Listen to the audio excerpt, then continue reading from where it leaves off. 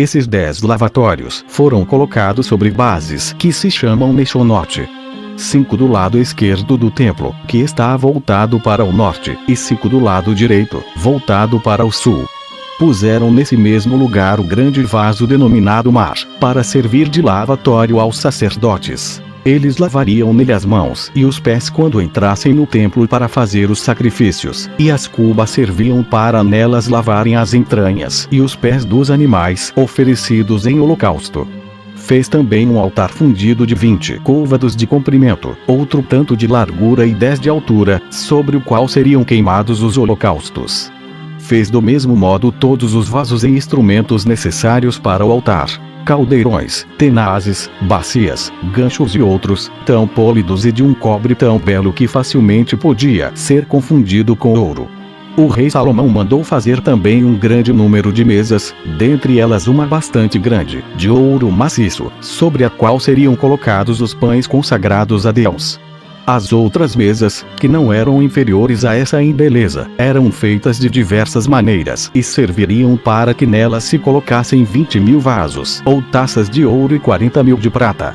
Mandou fazer também, como Moisés havia determinado, 10.000 candelabros, um dos quais ficaria aceso dia e noite no templo, como a lei o ordenava. A mesa sobre a qual se poriam os pães oferecidos a Deus foi colocada no lado norte do templo, em frente ao grande candelabro, que estava na parte sul. O altar de ouro ficou entre ambos. Tudo isso foi colocado na parte anterior do templo, de 40 côvados de comprimento, separada por um véu do Santo dos Santos, no qual a Arca da Aliança deveria ser colocada. Salomão mandou fazer ainda 80.000 taças para vinho, e outras 10.000 de ouro e 20.000 de prata, 80.000 pratos de ouro, para neles se pôr a farinha preparada para o altar, 160.000 pratos de prata, 60.000 taças de ouro, para se molhar a farinha com óleo, 120.000 taças de prata, 20.000 vasos ouins de ouro e 40.000 de prata, 20.000 turíbulos de ouro, para se queimar e oferecer os perfumes, e 50.000 outros, para neles se levar o fogo do grande altar até o pequeno, que estava no templo.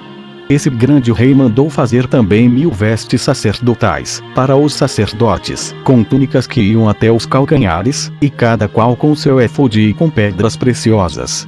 A coroa em que Moisés havia escrito o nome de Deus continuou a mesma. Ela ainda pode ser vista em nossos dias. Mandou fazer também estolas de linho para os sacerdotes, com 10.000 cintos de púrpura, 200.000 outras estolas de linho, para os levitas que cantavam os hinos e os salmos, 200.000 trompas, como Moisés havia determinado, e 40.000 instrumentos de música, como harpas, saltérios e outros, feitos de metal composto de ouro e prata. Eis com que suntuosidade Salomão fez construir e ornar o templo. Ele consagrou todas essas coisas a Deus. Em seguida, mandou erguer ao redor do templo um muro de 100 côvados de altura, chamado Gizon, em hebraico, a fim de impedir a entrada aos leigos, sendo ela somente permitida aos levitas e sacerdotes. Mandou construir fora desse muro outra espécie de templo, de forma quadrangular, rodeado por grandes galerias com 4 grandes pórticos, voltados para o levante, o ocidente, o norte e o sul, nos quais havia grandes portas douradas, mas somente os que se haviam purificado segundo a lei e estavam resolvidos a observar os mandamentos de Deus, podiam passar por elas e entrar. A construção desse outro templo era obra tão digna de admiração que custa crer, pois, para que fosse construído no nível do alto do monte sobre o qual estava edificado o templo, foi preciso encher até a altura de 400 côvados um vale cuja profundidade era tal que não podia ser vista sem espanto.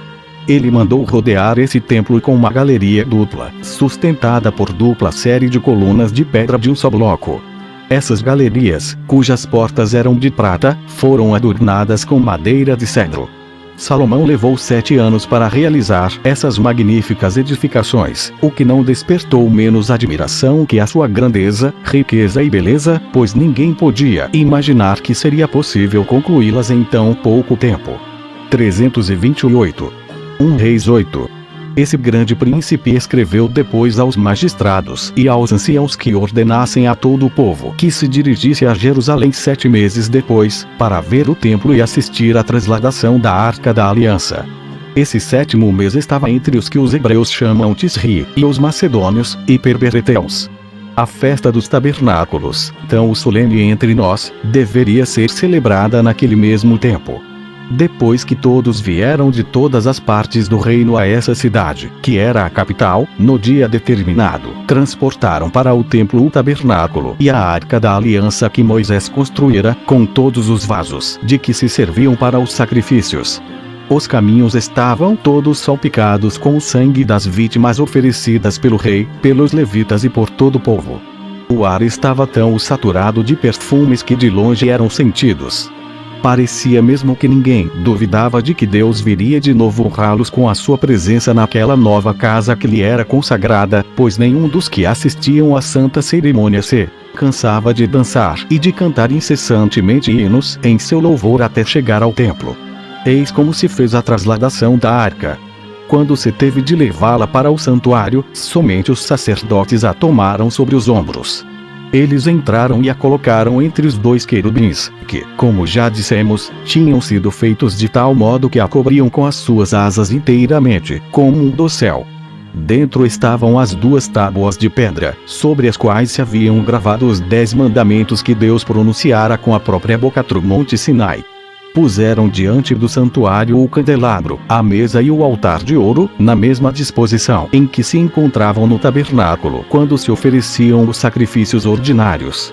O altar de bronze foi colocado diante do pórtico, a fim de que quando se abrissem as portas, todos pudessem assistir à magnificência dos sacrifícios. Mas aqueles vasos, em tão grande número, destinados ao sacrifício de Deus, e do qual acabamos de falar, foram todos postos no templo. 329. Terminadas todas essas coisas, com todo o respeito e reverência que se podia observar, já os sacerdotes haviam saído do santuário quando se viu aparecer uma nuvem, não tão espessa quanto as que durante o inverno formam tempestades, porém muito mais tênue. Ela cobriu todo o templo e fez cair um suave orvalho, do qual ficaram cobertos os sacerdotes, de tal modo que estavam quase irreconhecíveis. Então ninguém mais duvidou de que Deus havia descido àquela santa casa consagrada à sua honra para manifestar o quanto tudo aquilo lhe era agradável. Então o Salomão levantou-se e fez esta oração, digna de sua soberana grandeza. Embora nós saibamos, Senhor, que o palácio em que habitais é eterno e que o céu, o ar, o mar e a terra que criastes e que encheis não são capazes de vos conter, não deixamos de construir e de vos consagrar esta casa a fim de vos oferecer sacrifícios e orações que se elevem até o trono de vossa suprema majestade. Esperamos que queirais ficar aqui sem nunca mais nos deixar.